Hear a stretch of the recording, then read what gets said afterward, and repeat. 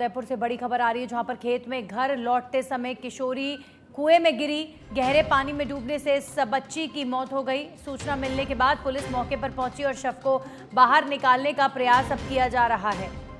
Civil defence और SDRF की team मौके पर पहुंची है। करीब 2 घंटे से रेस्क्यू ऑपरेशन चल रहा है। कुएं की गहराई ज्यादा होने से टीम्स भी सफलता हासिल नहीं कर पा रही थी बच्ची के शव को निकालने में। गोगुंदा थाना क्षेत्र के दादिया के खेरावास गांव की ये घटना बताई जा रही है। एक किशोरी का कुएं में गिर जाने का मामला सामने आया है। गहरे पानी में डूबने से इस बच्ची की मौत हो गई। सिविल डिफेंस की टीम, एसडीआरएफ की टीम मौके पर पहुंची। बच्ची के शव को बाहर निकालने का प्रयास किया जा रहा है। करीब 2 घंटे से रेस्क्यू ऑपरेशन चल रहा है, लेकिन कुआं इतना ज्यादा गहरा है कि एसडीआरएफ की टीम भी बच्ची के शव को नहीं निकाल पा रही है। आप सोचिए क्या स्थिति उस बच्ची की बनी होगी जब वो इस कुएं में गिरी होगी। घर लौटते समय गहरे पानी में डूबने से इस किशोरी की मौत हो गई। और अब खबर सांचौर जिले से है, जहां पर चितलवाना महिला सरपंच ने जिला कलेक्टर, मुख्यमंत्री समेत उच्च अधिकारियों को ज्ञापन सौंपा है। महिला सरपंच का आरोप है कि प्रभावशाली लोगों की ओर से मुख्य लूणी नदी के बहाव में आई हुई भूमि को रूपांतरण करवाकर वहां से रेत भरना चालू कर दिया गया है। जबकि लूणी नदी का मुख्य बहाव क्षेत्र में रेत भरने से नदी का बहाव अन्य दिशा में परिवर्तित हो जाएगा, जिससे नदी के रास्ते में आने वाले घरों और अन्य स्थान पर पानी भरने से गांव की आबादी के डूबने का खतरा पैदा हो गया है। तो गांव में बने बांध को तोड़कर दुकानों का निर्माण किया जा रहा है, जबकि गांव में नदी के बहाव को रोकने के लिए सुरक्षा बांध बनाया गया था, जिसके कमजोर होने से अब गांव का अस्तित्व खतरे में है। तो महिला सरपंच प्रशासन से अब इस पूरे मामले को देखने की अपील कर रही है और प्रशासन ने मामले में कार्रवाई नहीं की अगर तो दीपावली के दिन अवैध खनन स्थल पर धरने पर बैठने की भी महिला सरपंच ने बात कही है।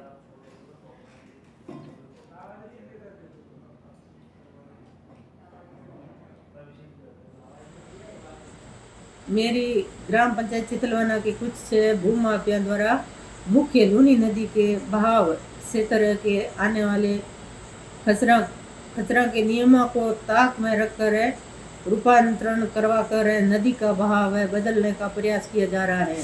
बना गांव के बांध विभाग के मुख्य लूनी नदी के बांध के पेचिंग के पत्थर पूरे निकाल कर दुकाना का कार्य चालू है, साथ ही धूल भराई का कार्य।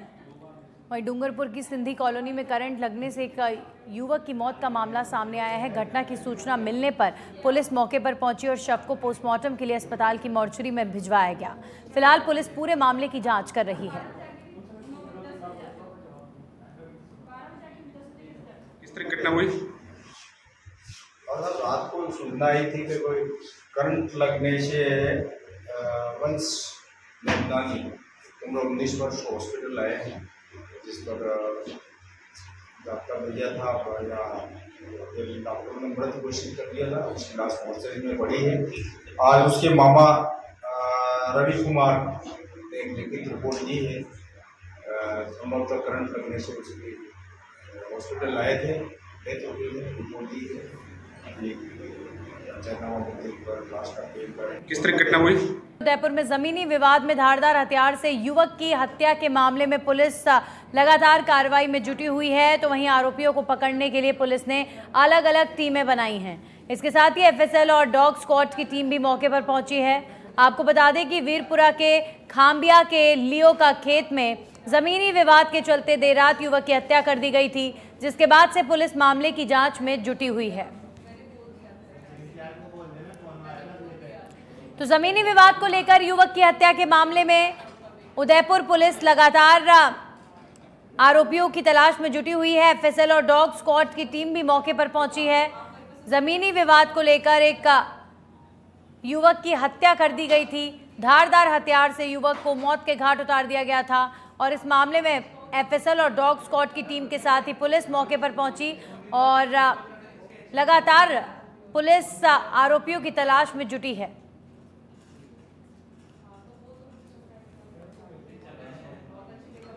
वहीं सांबर झील, जहां पर कभी पहले हजारों प्रवासी पक्षियों की चहचहाट गूंजती थी, अब फिर एक बार डरावने सन्नाटे में डूब गई है।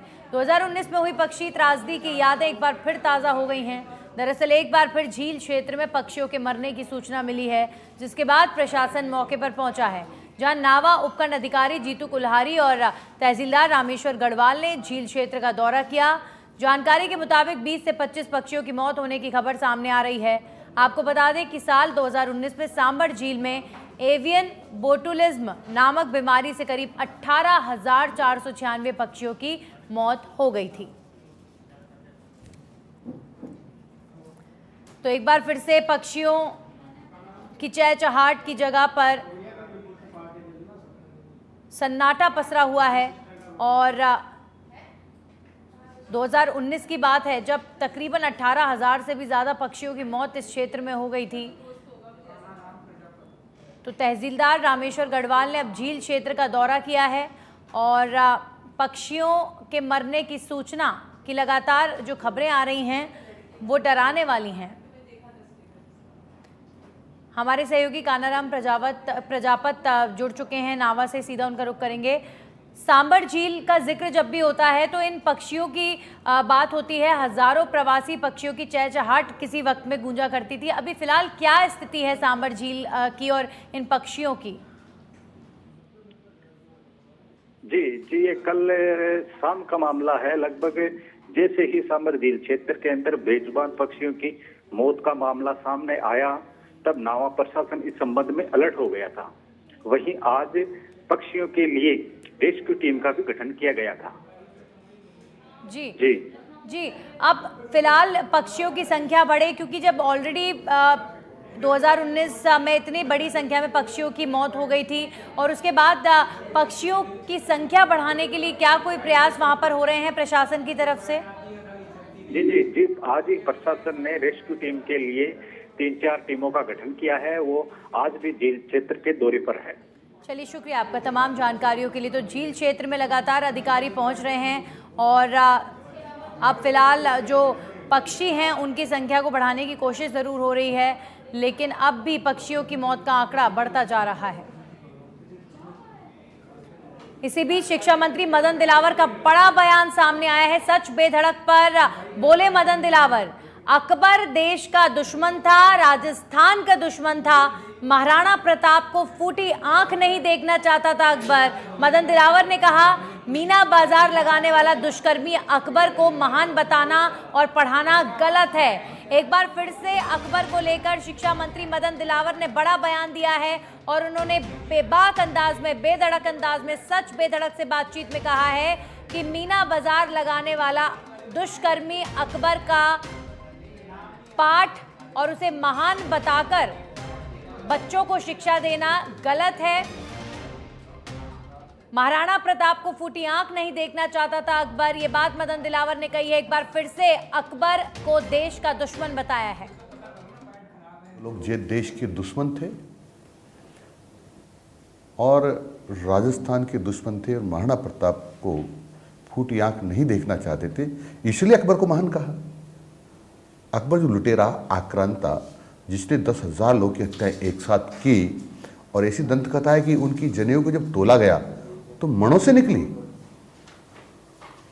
तो ऐसे व्यक्ति को जो मीना बाजार लगा करके माँ बहनों को उठाकर ले जाता था, उनके साथ कुकर्म करता था, दुष्कर्म करता था, ऐसे लोगों के लिए हमको पढ़ाया गया कि वो महान थे। देश के दुश्मन ही ऐसा काम कर सकते थे जो किया। दीपावली और आगामी पर्वों को ध्यान में रखते हुए खाद्य विभाग होटल्स और रेस्टोरों में लगातार दबिश देकर मिठाइयों और अन्य खाद्य सामग्रियों की गुणवत्ता की जांच कर रहा है और इसी क्रम में पखांजूर में खाद्य सुरक्षा अधिकारी के नेतृत्व में 3 अलग अलग होटल और रेस्टोरों में दबिश देकर जांच की गई। इस दौरान 3 होटल में 18 किलो से ज़्यादा कीड़े युक्त मिठाइयों को नष्ट करवाया गया है।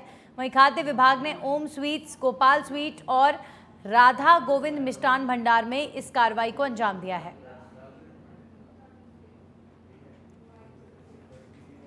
वहीं बांसुर के गांव चतरपुरा की कीरो की धाणी में खेत में भैंस घुस जाने को लेकर 2 पक्षों में जमकर मारपीट और लाठी डंडे चलने में दोनों पक्षों के कई लोग घायल हो गए हैं।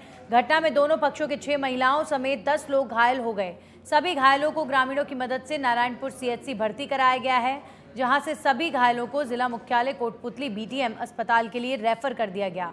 दो पक्षों में हुई मारपीट की सूचना पर बास दयाल थाना पुलिस मौके पर पहुंची और घटना की जानकारी ली गई है। वहीं झुंझुनू में मुकुंदगढ़ थाना इलाके के सोटवारा गांव में ग्राम पंचायत की ओर से खुदवाई गई कार्रवाई जारी है। कुएं को खोदते समय करंट लगने से एक मजदूर की मौत के मामले में परिजनों ने अब शव का पोस्टमार्टम करवाने से इनकार कर दिया है। इसी के साथ परिजन मुआवजे समेत 7 सूत्रीय मांगों को लेकर नवलगढ़ के जिला अस्पताल की मोर्चरी के बाहर धरने पर बैठ गए। ग्रामीणों ने बताया कि शनिवार को सोटवारा गांव में पंचायत द्वारा खुदवाए जा रहे सोखते हुए कुएं के निर्माण कार्य के दौरान करंट लगने से मजदूर जयराम की मौत हो गई थी। अब परिजनों की मांग है कि मृतक के आश्रित परिवार को 50 लाख रुपए का मुआवजा दिया जाए और संविदा के मद्देनजर नौकरी दी जाए। कल शाम को लगभग 3 बजे के लगभग डेथ हो गई। 3 बजे से लेकर अब तक लगभग 18 से 19 घंटे हो गए। डेड बॉडी मोचरी के अंदर पड़ी है। रात को भी हम लोग आए, अब भी सुबह आए थे, 8 बजे आए थे। पूरी रात से ही है। प्रशासन का सिर्फ एक SHO मुकुंदगढ़ आया है, इसके अलावा कोई प्रशासनिक अधिकारी जैसे SDM है, कलेक्टर है, तहसीलदार जी हैं, कोई यहाँ पर या पंचायत समिति का काम था, क्योंकि पंचायतें तो पंचायत समिति के। वहीं भरतपुर के बयाना में फायरिंग कर दहशत फैलाने वाले बदमाशों को पुलिस ने गिरफ्तार कर लिया था। इधर इस घटना के बाद से स्थानीय लोगों में डर था कि कहीं ऐसी घटना दोबारा ना हो जाए। इसी को लेकर बयाना पुलिस की ओर से बदमाशों का सर मुंडवा कर उनका बाजार में जुलूस निकाला गया है। इस दौरान बदमाशों ने हाथ जोड़कर कहा कि भविष्य में कभी अपराध नहीं करेंगे। बता दें कि वारदात के बाद से ही आरोपी फरार चल रहे थे, जहां पर गिरफ्तारी के दौरान बदमाशों के पास से एक पिस्टल और एक देसी कट्टा भी बरामद किया गया था।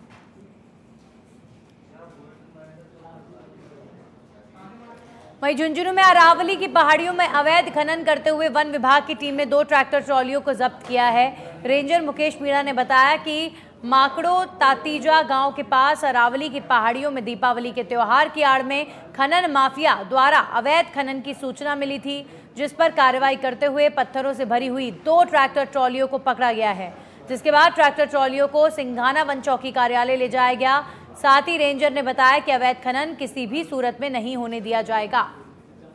तो देखिए, आज ही नहीं, हमारे पिछले जब से 3-4 महीने से हमारी कार्रवाई लगातार जारी है, परंतु माकड़ो क्षेत्र से काफी समय से हमने कार्रवाई भी की थी पहले भी, फिर भी यहाँ खनन की गतिविधियाँ रात बरात होती रहती थी। तो हमने देखा कि कुछ सूचना मिली, DFO साहब के निर्देशन में हमने सुबह जल्दी ही कार्रवाई की, जिसमें 2 ट्रैक्टर ट्रॉली जो चेजा पत्थर से भरी हुई थी उनको जब्त करके लाके चौकी में सिंघाना क्षेत्र में खड़ा किया है। इसके अलावा हम रात को पूरी रात 3-4 दिन से हमारे स्टाफ के साथ गश्त पे हैं। दिवाली के त्यौहार को देखते हुए लोगों के जो अवैध खनन करने वाले हैं उनके हौसले बुलंद है, तो हम रात्रिकालीन गश्त कर रहे हैं। हमारा पूरा प्रयास है कि जल्द से जल्द हम इस अवैध गतिविधियों पे। वहीं झुंझुनू के सूरजगढ़ थाना इलाके के फतेहपुरा गांव से बड़ी खबर मिल रही है। लोटिया ग्राम पंचायत के फतेहपुरा गांव में जमीन बंटवारे को लेकर 2 पक्षों में विवाद हो गया और विवाद के चलते एक पक्ष के लोगों ने कुल्हाड़ी से पिता और पुत्र पर हमला कर दिया। कुल्हाड़ी के वार से जिले सिंह का पैर जो है वो घायल हो गया। वहीं हमले में पुत्र पुष्पेंद्र घायल हो गया। जमीनी विवाद की सूचना मिलने पर सूरजगढ़ पुलिस मौके पर पहुंची और एम्बुलेंस भी मौके पर पहुंची। एम्बुलेंस की मदद से घायलों को अस्पताल ले जाया गया। सर, मेरे आदमी को मारा, सिर फोड़ दिया और पैर काट दिया, और मेरे लड़के को बहुत मारी है, मेरे मारी है बहुत। कौन थे मारने वाले? ये वो दिलावर, टिल्लू, सुनील